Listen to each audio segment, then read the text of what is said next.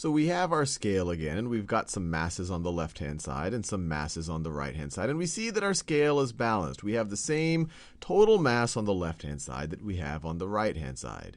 Instead of labeling the mystery masses as question mark, I've labeled them all x. And since they all have an x on it, we know that each of these have the same mass. But what I'm curious about is, what is that mass? What is the mass of each of these mystery masses, I guess we could say.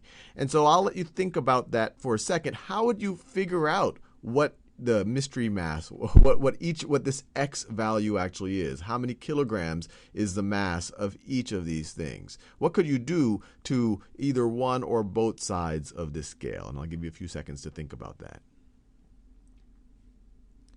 So you might be tempted to say, well, if I could end up with just one mystery mass on the left-hand side, then it's going to be equal to, and if I keep my scale balanced, then that thing's going to be equal to whatever I have on the right-hand side. And that part would actually be a true statement. But then to get only one of these mystery masses on the left-hand side, you might say, well, why don't I just remove two of them? You might just say, well, let me do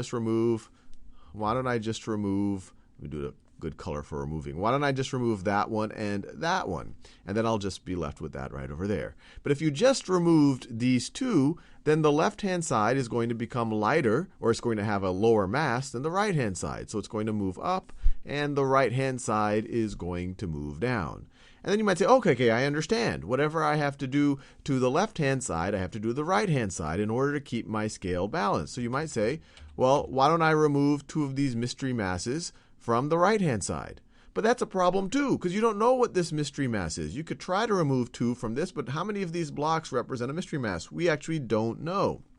But you might then say, well, let's see, I've got three of these things here.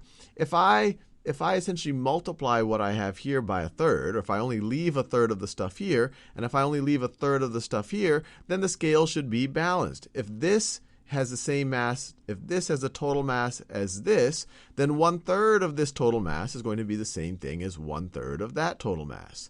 So let's just keep only 1/3 of this here. So that's equivalent to multiplying by 1/3.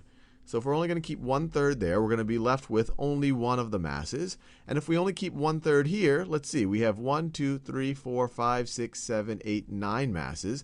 If we multiply this by 1/3, or if we only keep 1/3 of it there, 1/3 times 9 is only 3, or it's 3. So we're going to remove these. And so we have 1/3 of what we originally had on the right-hand side and 1/3 of what we originally had on the left-hand side. And they will be balanced because we took 1/3 of the same total masses. And so what you're left with is just one of these mystery masses, this x thing right over here, whatever x might be, and you have 3 kilograms on the right-hand side. And so you can make the conclusion, and the whole time you kept this thing balanced, that x is equal to 3.